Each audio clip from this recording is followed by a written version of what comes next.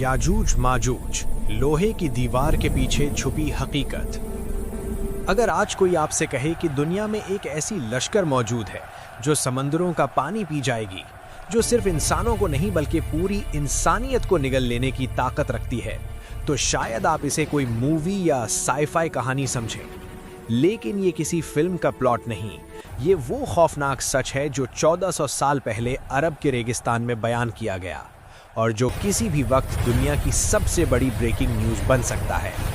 आज हम बात कर रहे हैं याजूज और माजूज की, जमीन का सबसे बड़ा राज और लोहे की एक ऐसी दीवार की जो सदियों से एक अजीम फितने को रोके हुए है।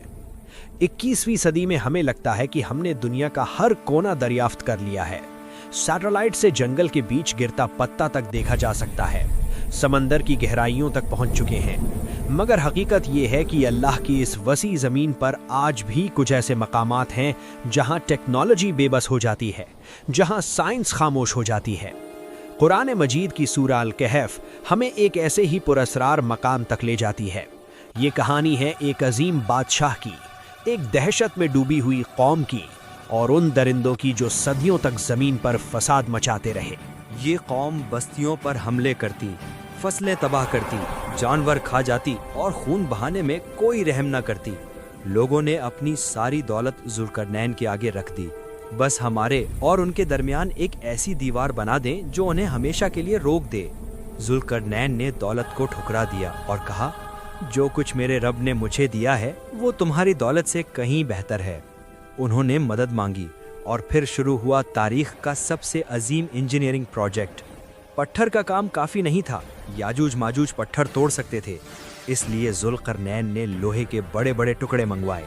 उन्हें 2 पहाड़ों के दरमियान ऊपर तक जमाया गया, फिर आग भड़काई गई, लोहा सुरहंगार बन गया। आखिरी कदम में पिघला हुआ तांबा यानी कॉपर इस लोहे पर डाला गया जो हर सुराख भर गया। जब दीवार ठंडी हुई तो वो ना चढ़ी जा सकती थी ना चीरी जा सकती थी। जुल्करनैन ने फख्र नहीं किया, उन्होंने कहा, ये मेरे रब की रहमत है, लेकिन जब अल्लाह का वादा पूरा होगा तो ये दीवार भी टूट जाएगी। रसूल सल्लल्लाहु अलैहि वसल्लम ने फरमाया, याजूज और माजूज सोते नहीं, वो रोज़ाना इस दीवार को तोड़ने की कोशिश करते हैं। शाम तक दीवार कमज़ोर होती है, रोशनी नज़र आने लगती है, मगर वो इंशाअल्लाह कहना भूल जाते हैं। रात को अल्लाह दीवार को फिर से मजबूत कर देता है।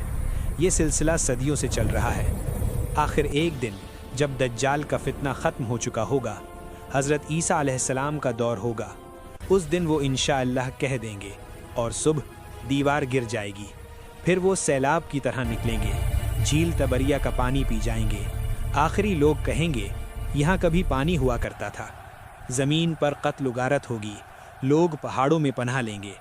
आखिर हज़रत ईसा अलैहिस्सलाम दुआ करेंगे और अल्लाह एक छोटी सी मखलूक भेजकर पूरी फ़ौज को हलाक कर देगा।